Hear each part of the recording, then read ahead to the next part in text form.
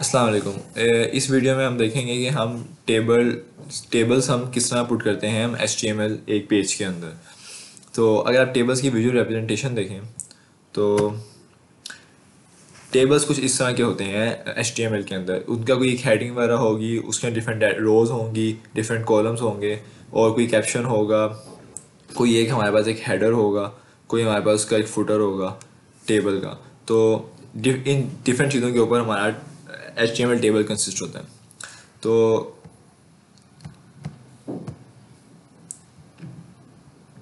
ये मेरे पास एक फ़ाइल है, इसमें हम कोडिंग करेंगे और यहाँ पे आपको शो होगा कि HTML टेबल बनते हैं किस तरह है।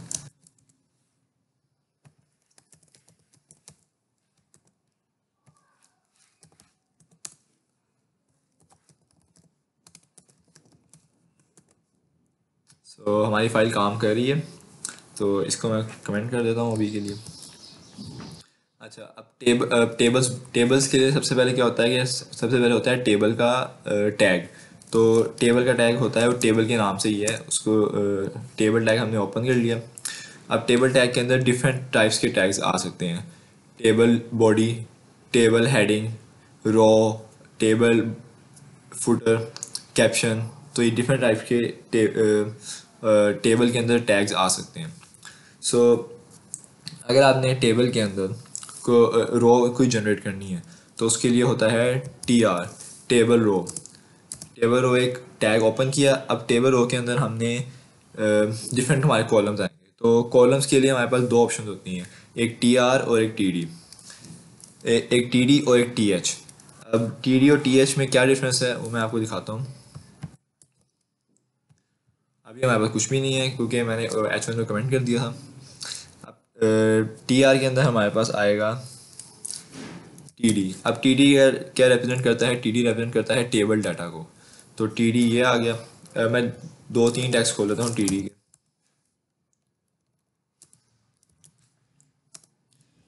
सो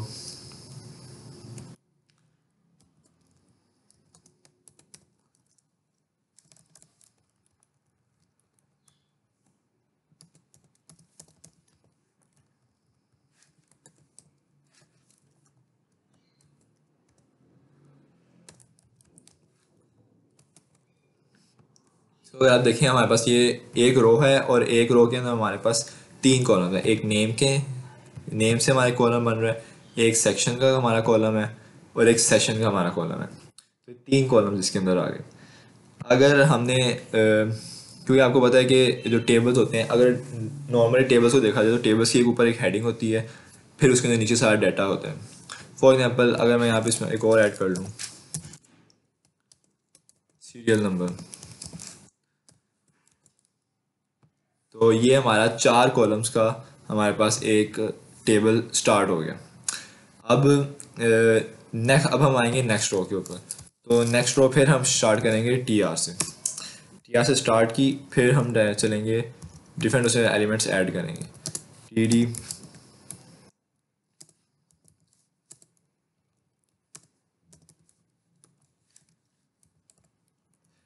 अब मैं यहाँ पे सीरियल नंबर में 1 लिख देता हूँ। नेम में आप कोई भी नेम लिख सकते हैं, मैं अली लिख रहा हूँ। सेक्शन उसका कौन सा, सेक्शन B कर लें।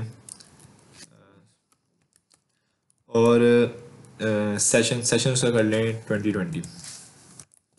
तो अगर आप देख सकते हैं सीरियल नंबर के नीचे 1 आ गया, नेम के नीचे अली आ गया, सेक्शन के नीचे B आ गया, सेशन के नीचे 2020 आ गया। तो इस तरह टेबल अगर मैं इसको कॉपी करके दोबारा पेश कर लूँ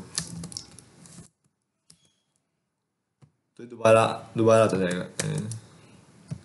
ये तो इसको मैं इस तरह मैं जितनी ज़्यादा रोज़ और बनाना चाहूँ मैं आराम से बना सकता हूँ। अब TD तो ये आ गया। अब TH, एक और टैग है TH। अब TH क्या करते हैं? TH है टेबल हेडिंग।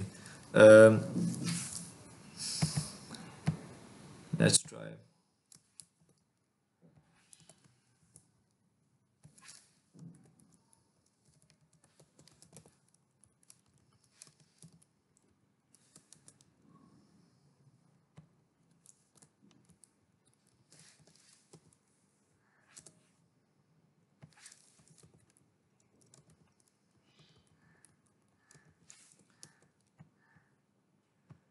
तो आप देख सकते हैं इस दफ़ा क्या हुआ, जब मैंने टी एच टैग लिखा तो टी एच टैग से क्या हुआ, टी एच टैग ने उसको बोल्ड कर दिया।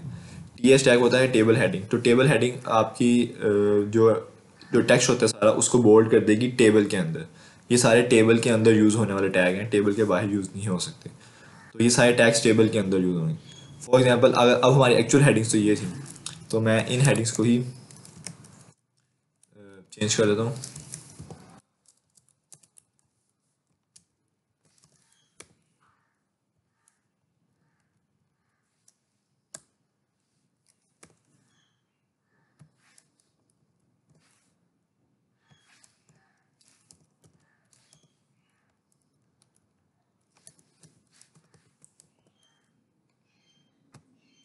तो आप देख सकते हैं मेरी हेडिंग्स जो थी वो सारी मेरी बोल्ड हो गई हैं। तो ये टी आर और टी एच, टी डी और टी एच हमारे इस तरह काम करते हैं। टी डी हमारा टेबल डाटा होता है और टी एच हमारा टेबल हेडिंग होती है। टेबल हेडिंग हमारी बोल्ड में आ जाएगी और जो हमारे टेबल डाटा होगा वो बोल्ड में नहीं, वो सिंपल टेक्स्ट की फॉर्म में अपीयर होगा इसके अंदर। तो अब ये आ गया। अब इसके बाद एक आता है कैप्शन।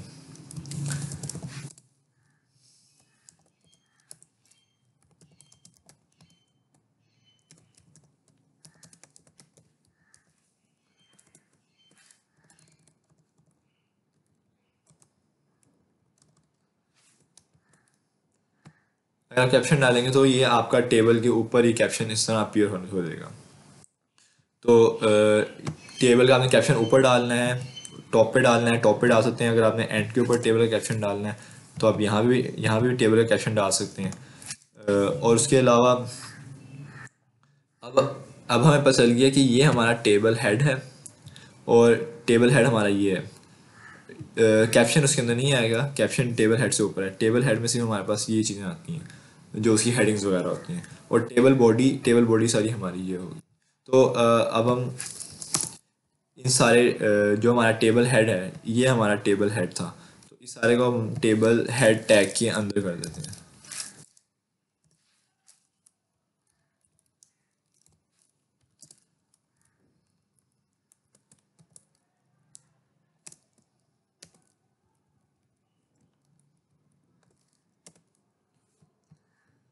और टेबल हेड टैग के नीचे से हमारा टेबल बॉडी शुरू हो जाती है। तो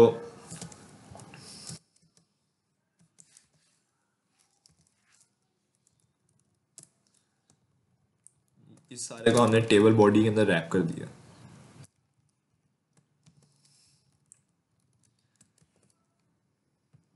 ये देखें। तो एक ही अच्छी कन्वेंशन है कि आप टेबल हेड और टेबल बॉडी के बगैर भी कोई एरर नहीं आता, लेकिन एक अच्छी कन्वेंशन है कि इसको यूज़ करना चाहिए क्योंकि इससे आपके टेबल्स थोड़े उनको एडिटिंग करना आसान होता है। और अगर आपने उनमें कुछ स्टाइलिंग ऐड करनी है तो वो ऐड करनी भी आसान होती है। ये थे हमारे टेबल्स। इसके अलावा अगर अगर फॉर एग्जांपल जैसे कि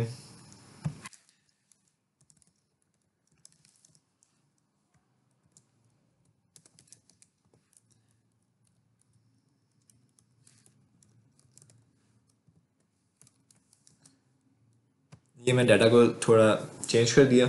अब देखिए हमारे पास सेशन दोनों का सेम आ रहा है। अब मैं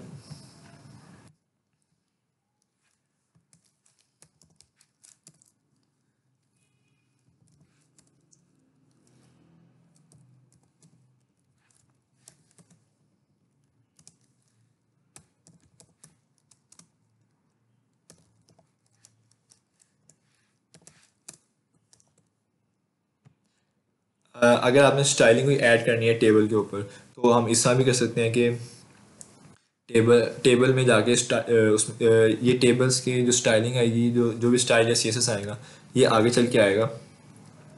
तो अब टेबल्स का बॉर्डर हो गया, टेबल्स के जो सेल्स हैं हमारे पास डिफरेंट, जैसे एक सेल ये हो गया, एक सेल जैन का आ गया, डिफरेंट डिफरेंट सेल्स हैं। तो इन सारों की कलर चेंज करना, इन सारों का बैकग्राउंड कलर चेंज करना, टेक्स्ट का फॉन्ट साइज जो जो भी चेंज करना होगा वो सारा आगे चल के आएगा। इसके अलावा जो एक मज़ेदार चीज़ इसके अंदर लास्ट आती है,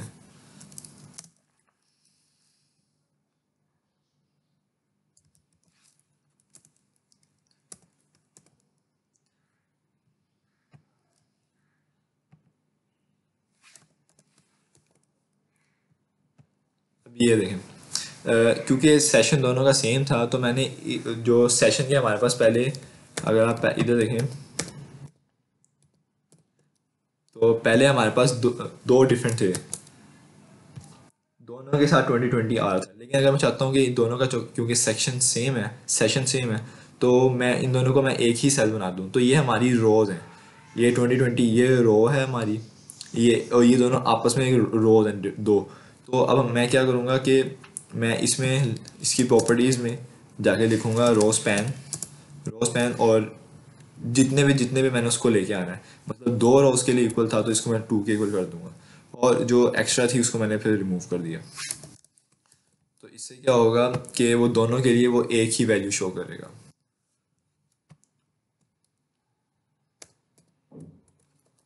और इसके अलावा अगर फॉर एग्जांपल अगर ये दोनों चीज़ें सेम हो, फॉर एग्जांपल अगर दोनों कॉलम सेम हो, तो कॉलम सेम हो तो फिर मैं टी आर में जाके मैं कॉलम का कॉलम स्पैन लिखूंगा, कॉलम्स में। तो उससे क्या होगा कि मेरे कॉलम्स जो हैं आपस में वो मर्ज हो जाएंगे। तो इस तरह भी हम कर सकते हैं, हम रोज़ को भी मर्ज कर सकते हैं आपस में, और हम कॉलम्स को भी मर्ज कर सकते हैं।